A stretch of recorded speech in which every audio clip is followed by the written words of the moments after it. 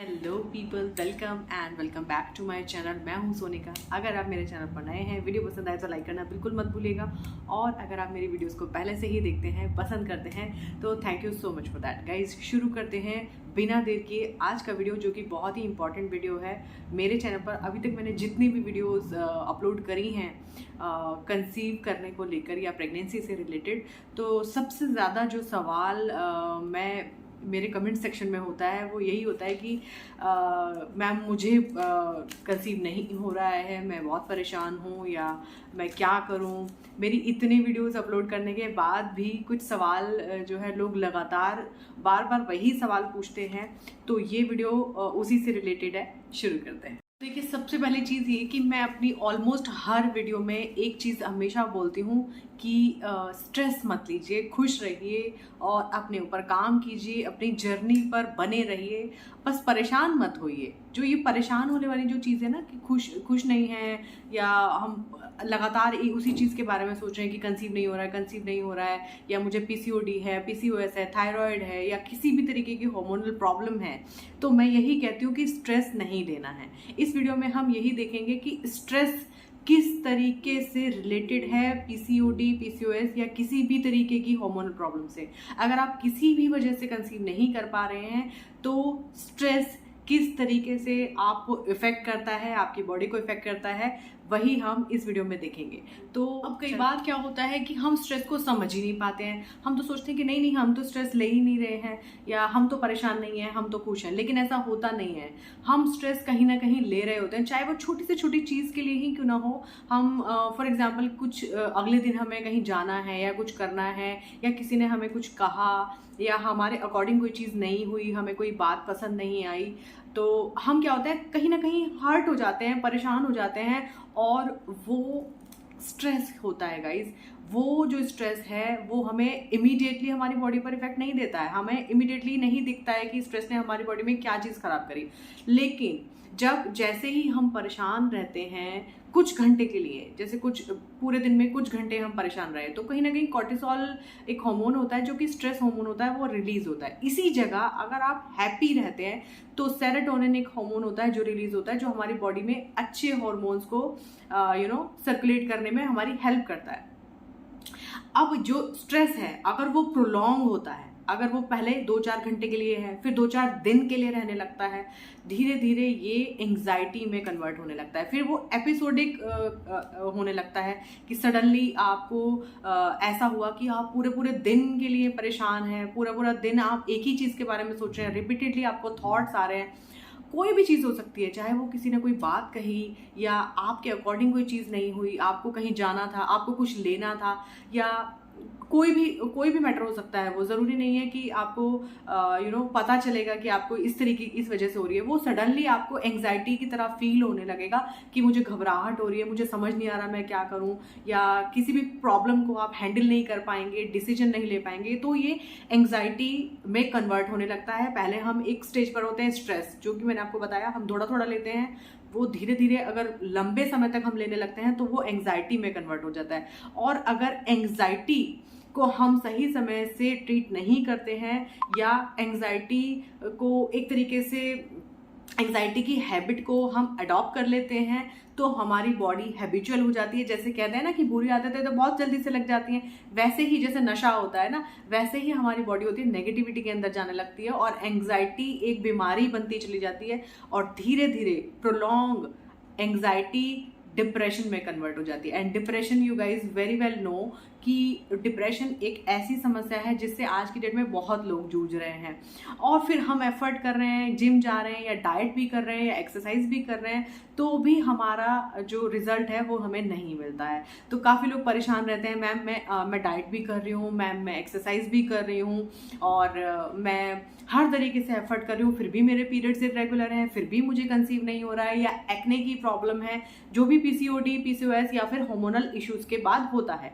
तो अब ये हार्मोन्स कैसे हमारे इन सारी चीज़ों को इफेक्ट करते हैं, वो हम इस क्लिप के थ्रू देखेंगे। ब्रेन में जो पिट्यूटरी ग्लैंड होता है वो दो तरीके के हार्मोन्स को सिक्रीट करता है। पहला LH एंड दूसरा FSH, follicle stimulating hormone and luteinising hormone, जो कि हमारी ओवरीज को सिग्नल देते हैं प्रोजेस्टेरोन एंड ईस्ट्रोजन को स्टिमुलेट करने के लिए। फीमेल बॉडी के लिए दोनों हार्मोन बहुत ज़रूरी होते हैं, लेकिन कहीं ना कहीं हम जब स्ट्रेस ले रहे होते हैं तो कॉर्टिसोल हार्मोन इन दोनों को डिस्टर्ब कर देता है, जिसकी वजह से हमें ये सारे सिम्टम्स आते हैं और हमारे हार्मोन्स ऑटोमेटिकली पूरी बॉडी में डिस्टर्ब हो जाते हैं। और ये जो स्ट्रेस है ना गाइस, ये फीमेल और मेल दोनों की ही बॉडी को बहुत हद तक इफ़ेक्ट करता है इन अ रॉन्ग वे। हमारे हार्मोन्स डिस्टर्ब होते हैं, जैसे कि मैंने आपको अभी इस क्लिप के थ्रू समझाया। तो जैसे हमारे यानी कि फीमेल की बॉडी में हार्मोन्स डिस्टर्ब होते हैं, ऐसे ही मेल की बॉडी में भी हार्मोन्स डिस्टर्ब होते हैं ड्यू टू स्ट्रेस। तो जिस तरीके से हमें इन सब चीज़ों से ओवरकम करने की कोशिश करनी है, वैसे ही मेल्स को भी करनी है। अगर आप लोग कंसेप्शन जर्नी पर हैं तो आप दोनों को अपने ऊपर बराबर काम करना है। अगर ये मेरी वीडियो अगर मेल्स लोग भी देख रहे हैं तो प्लीज़ आप इस चीज़ को अंडरस्टैंड करिए and support each other. Support each other how? In case like आपका पार्टनर है जिसको हार्मोनल इश्यूज हो रहे हैं। अब वो हार्मोनल इश्यूज किसी भी वजह से हो सकते हैं, जैसे कि मैंने आपको बताया बहुत सारा स्ट्रेस एक वजह है। 80% केसेस में आपका अगर आप अपने स्ट्रेस को मैनेज कर लेते हैं तो PCOD, PCOS, thyroid, hormonal problem या endometriosis, any kind of these problems आप उनसे लड़ सकते हैं। 80% लोग अगर अपने स्ट्रेस को मैनेज करते हैं गाइज, आप बिलीव करिए कि कितना मेजर नंबर है ये। तो आपको क्या करना है ना, उनको सपोर्ट करना है, एक दूसरे को सपोर्ट करना है। अगर आपकी पार्टनर लाइक आपकी गर्लफ्रेंड है, वाइफ है, वुड बी वाइफ है, अगर उसको एक्ने हो रहा है या वेट गेन हो रहा है या उसको फेशियल हेयर आ रहा है, तो प्लीज़ उसको क्रिटिसाइज ना करें, उसको सपोर्ट करें, उसको खुश रहने में या उसकी जर्नी में उसको हेल्प करें। एक दूसरे को हेल्प करेंगे तो ऑटोमेटिकली चीज़ें जल्दी सॉल्व होंगी और आपको ही रिजल्ट मिलेगा। तो इस तरीके की चीज़ें होती हैं जहाँ पर स्ट्रेस सबकी बॉडी को अलग अलग तरीके से इफेक्ट करता है। अब जैसे किसी के केसेस में क्या होता है, कुछ केसेस में क्या होता है कि PCOD है लेकिन उसको एक्ने का प्रॉब्लम नहीं है, वेट गेन का प्रॉब्लम है और फेशियल हेयर का प्रॉब्लम है। हो सकता है उसका लाइफस्टाइल ठीक है, हो सकता है उसका ईटिंग हैबिट्स ठीक है, लेकिन कुछ केसेस में क्या है, एक्ने बहुत ज़्यादा है और वेट गेन नहीं है, तो हो सकता है कि वो स्ट्रेस बहुत ज़्यादा ले रहा है ना। तो और कुछ केसेस में क्या होता है कि ना ही वेट गेन है और ना ही वो स्ट्रेस लेता है, तो लेकिन उसको एक्ने है, तो हो सकता है उसका डाइट ठीक नहीं है। तो ये इस तरीके से हार्मोनल प्रॉब्लम्स होती हैं जो कि डिफरेंट चीज़ें अफेक्ट करती हैं, इसीलिए डिफरेंट सिम्टम्स डिफरेंट लोगों को आते हैं। इसमें मैं आपको एक एग्जांपल, एक किस्सा शेयर कर रही हूँ। मेरी मेट से मैं रिसेंटली बात कर रही थी और वो मुझसे बोल रही थी कि दीदी मेरे को ना बहुत ज़्यादा एक्ने आ रहा है या मैं बहुत ज़्यादा परेशान हूँ और मुझे समझ में नहीं आ रहा है, मैं तो ऐसा कुछ खाती भी नहीं हूँ और ये भी। और आप उसको देखेंगे, शी इज़ रियली लीन, उसका ना ही वेट गेन है और आपको पता ही है मेड्स कितना हार्ड वर्क करती हैं, कितने घरों में काम करती हैं, तो फिजिकल एक्टिविटी भी बहुत ज़्यादा है, स्टिल उसको एक्ने बहुत ज़्यादा है। तो मैंने उसको थोड़ा सा बैठ के सुना, तो उसने मुझे अपनी कुछ चीज़ें बताई जिससे मैंने एक निचोड़ निकाला कि वो कितना ज़्यादा स्ट्रेस में है और चीज़ें ऐसी हैं कि जिसका कुछ हो नहीं सकता है और जिसमें वो खुद भी कुछ नहीं कर सकती है, बस स्ट्रेस है, वो खुश नहीं है, कहीं ना कहीं किसी ना किसी लेवल पर वो परेशान है, काम की वजह से, पैसा कमाना है, घर चलाना है और भी बहुत सारी चीज़ें उसकी लाइफ में चल रही थी। तो लेकिन देखिए ना कहीं स्ट्रेस ने उसको कितना ज़्यादा इफेक्ट कर रखा था। तो इसी तरीके से चीज़ें होती हैं जो कि डिफरेंट लोगों में डिफरेंट तरीके से इफेक्ट करती हैं। तो दीज आर द थिंग्स जो मैंने आपको बताया कि कैसे इफेक्ट करती है। अब हम देखेंगे कि हमें इस चीज़ पर काम कैसे करना है और कैसे हम इससे बच सकते हैं। एंड फीमेल्स के लिए स्पेशली मेरा ये मैसेज है कि आप अगर इस तरीके की प्रॉब्लम से जूझ रहे हैं, काफ़ी समय हो गया है, साल, 5 साल, 6 साल, 10 साल भी लोगों को हो गए हैं जिन्होंने कंसीव नहीं करा है due to these kind of hormonal problem, जो कि एक लाइफस्टाइल प्रॉब्लम है, मैं अपनी हर वीडियो में बताती हूँ।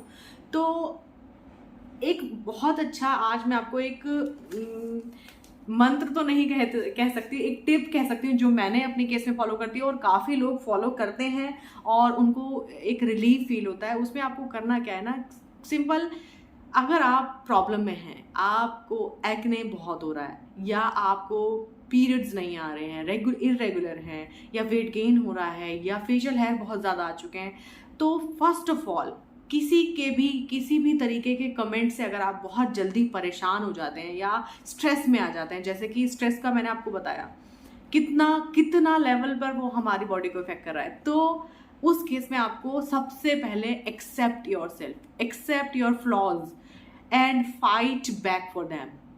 अगर आपने खुद को एक्सेप्ट कर लिया ना कि हाँ मेरे साथ ये चीज़ है, तो आपको कोई इतना हद तक इफेक्ट नहीं कर पाएगा जिस हद तक आप अपने आप को इफेक्ट करके परेशान कर लेते हैं। हाँ मैं ऐसी हूँ, या हाँ मेरे साथ ये प्रॉब्लम है, हाँ मेरे साथ ये सारी चीज़ें हैं। आप सामने वाला क्या है ना कि आपको उसने थोड़ी देर के लिए वो कमेंट मारा, या थोड़ी देर के लिए उसने आपको क्रिटिसाइज कर दिया, और आप कितने घंटे और कितने दिन तक अपने आप को क्रिटिसाइज करते हैं आप लगा नहीं सकते अंदाजा, और कितनी हद तक आपकी बॉडी इस चीज़ से सफ़र करती है, और आपकी ही जर्नी डिले होती है। तो इफेक्ट मत होइए, accept your flaws and just fight back for them. सबसे बड़ी चीज़ जो कि हम बचपन में हम बहुत सुनते आए हैं, हमारे टीचर लोग हमें हमेशा बताते थे कि healthy mind lives in a healthy body. तो हमें अपनी बॉडी और अपने माइंड को हेल्दी रखने के लिए ऑफ कोर्स एक हेल्दी लाइफस्टाइल तो फॉलो करना ही है, जो मैं हमेशा बताती हूँ। अच्छा डाइट लेना है, एक्सरसाइज करना है। एक्सरसाइज के मोड्स भी मैं आपको बता चुकी हूँ कि अगर आप फिजिकली एक्टिव अपने आप को रखते हैं तो आप किस तरीके से अपनी बॉडी में अच्छे हार्मोन्स को जनरेट कर सकते हैं। एंड सबसे बड़ी चीज़, अपने आप को बिजी रखना है। हमें किसी भी तरीके से ना अपने आप को ऑक्यूपाइड रखना है, फ्री नहीं रखना है, क्योंकि हमारा जो कहते हैं ना शैतान होता है, खाली दिमाग शैतान का घर होता है। तो हमें अपने दिमाग को खाली नहीं रखना है, हमें किसी ना किसी एक्टिविटी में खुद को इन्वॉल्व रखना है। हमें ऑफ कोर्स अपने ऊपर काम करना है कुछ तरीकों से, जैसे कि कुछ अच्छे फूड्स खाते हैं जिससे कि हमारे माइंड को एनर्जी मिलती है, हमारी बॉडी को एनर्जी मिलती है। अच्छा डाइट, वही सारी चीज़ें हैं अच्छे डाइट के अंदर आती हैं।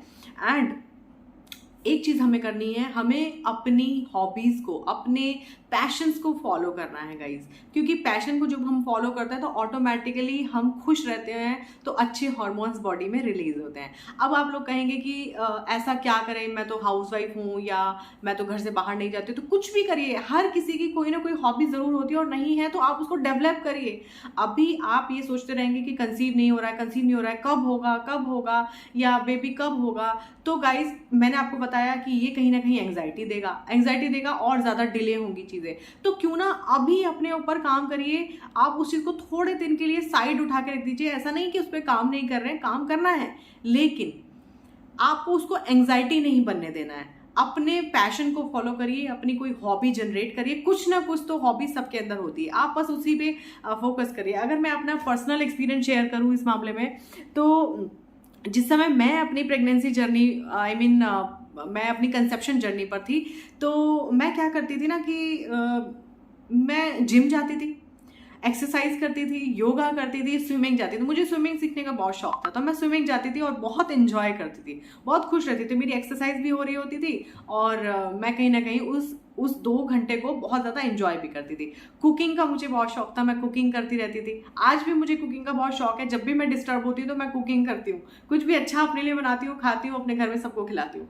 ठीक है, ये चीज़ करती हूँ। और कहीं ना कहीं मैं ना भूल गई थी, जब मैं एक्सरसाइज कर रही थी तो मेरे को ना एक पैशन ये लग गया था, मेरे अंदर ये आ गया था कि मुझे फिट रहना है, मुझे एक अच्छी फिगर में, अच्छे शेप में रहना है, और कहीं ना कहीं स्किन अच्छी करनी है। और जब हम अच्छे दिखने लगते हैं, मुझे बहुत शौक था इस चीज़ का कि मैं अच्छी दिखूं, मैं जो भी पहनूं, मैं मुझे सूट करे, मेरी बॉडी अच्छी लगे। तो मेरा एक मोटिव बन गया था इस चीज़ को करने का कि मुझे बस यही करना है।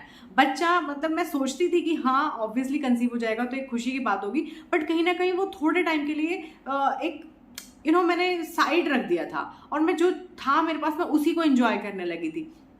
कहते हैं ना प्रेजेंट मोमेंट को एंजॉय करना चाहिए, तो वही मैं करने लगी थी। और एक शौक जो मुझे था मेकअप करने का, मुझे बहुत बहुत पैशनेट थी मैं मेकअप के लिए, तो मैंने मेकअप कोर्स किया और अपनी मेकअप स्किल्स को डिफाइन किया, और कहीं ना कहीं मैंने अर्निंग भी करी उस चीज़ से। तो एक ये चीज़ थी जो मैंने करी। तो ऐसे ही आपके अंदर कुछ ना कुछ ज़रूर ऐसी हॉबी होगी या पैशन होगा, उसको जस्ट फॉलो करिए and just see the miracle कि आप कितना खुश महसूस करते हैं। गाइस इस वीडियो में इतना ही। Hope this video help you and मिलते हैं नेक्स्ट वीडियो में। Till then take care, bye bye. खुश रहिए और खुशियां बांटते रहिए। और अगर अभी तक आपने मेरे चैनल को सब्सक्राइब नहीं किया है तो इस तरीके की और वीडियो देखने के लिए मेरे चैनल को सब्सक्राइब करना ना भूलें। Bye bye.